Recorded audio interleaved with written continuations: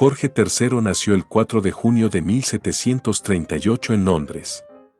Fue el hijo mayor de Federico, príncipe de Gales, y Augusta de Sajonia-Gotha.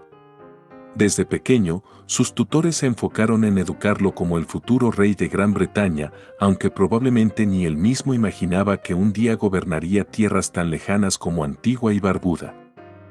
A diferencia de sus predecesores, Jorge III fue el primer monarca de la Casa de Hannover en haber nacido y crecido en Inglaterra, lo que lo hacía más inglés que el té de las 5.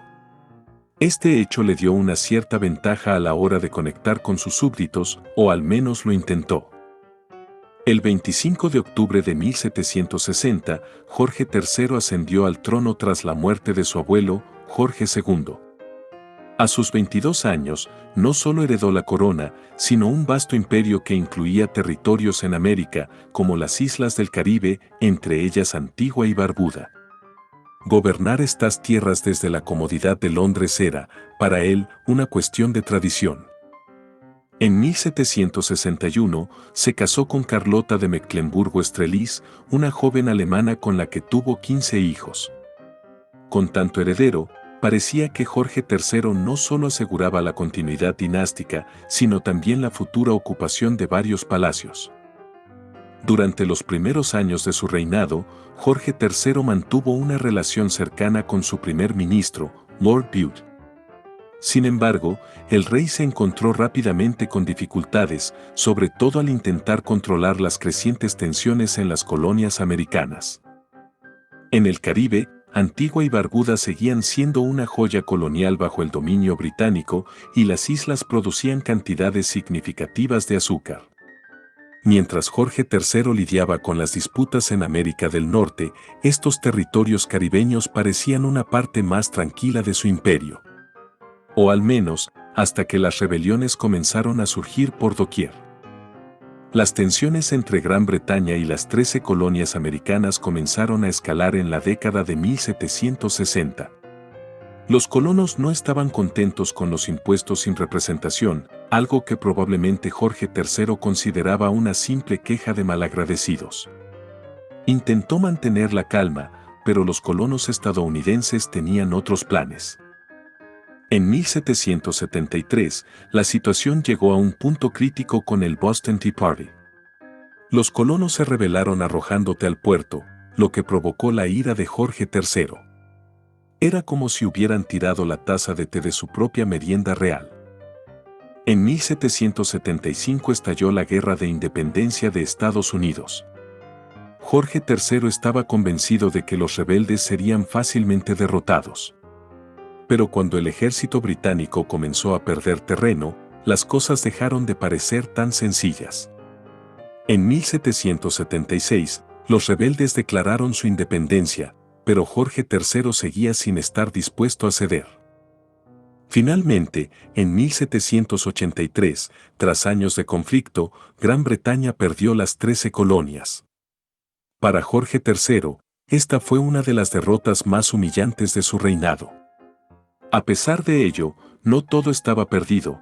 Los territorios en el Caribe, como Antigua y Barbuda, seguían siendo leales a la corona, lo que ayudaba a mantener el flujo de riquezas hacia Londres. El rey no solo tuvo que enfrentarse a problemas externos, sino también a serios problemas internos. A partir de 1788, comenzó a sufrir episodios de enfermedad mental, lo que llevó a varios médicos a especular sobre su condición. Algunos pensaron que tenía porfiria, mientras que otros sugerían que estaba simplemente abrumado por las tensiones de su reinado. Durante sus crisis de salud mental, se dice que Jorge III llegó a hablar con árboles e incluso a creer que estaba casado con uno. Es probable que sus consejeros hayan tenido que morderse la lengua ante sus delirios, mientras intentaban mantener la dignidad del monarca.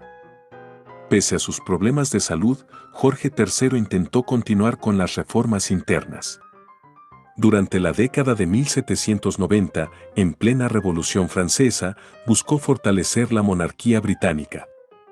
Temía que las ideas revolucionarias pudieran cruzar el Canal de la Mancha y llegar a las costas británicas, por lo que trabajó junto a William Penn el Joven para estabilizar el país.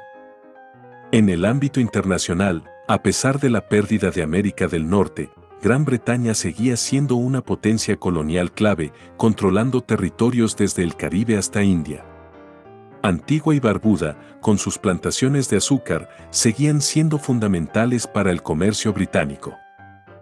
En 1801, Jorge III vio cómo el Reino Unido se unificaba con Irlanda, lo que resultó en la creación del Reino Unido de Gran Bretaña e Irlanda. Sin embargo, a pesar de esta gran consolidación territorial, los problemas de salud del rey seguían empeorando.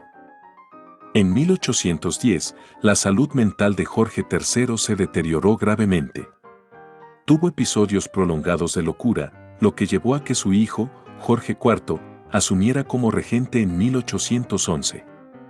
A partir de entonces, Jorge III vivió en reclusión, desconectado del gobierno y de los asuntos del Estado.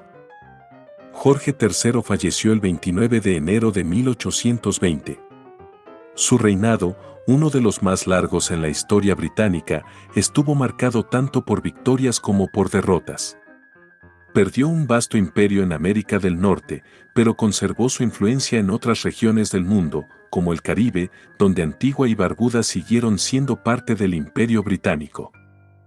A pesar de sus defectos y dificultades, Jorge III fue visto por muchos como un monarca dedicado que, aunque no siempre tomaba las mejores decisiones, se esforzó por mantener la estabilidad de su reino. Su legado, aunque empañado por la pérdida de las colonias americanas y sus problemas de salud mental, perdura en la historia británica.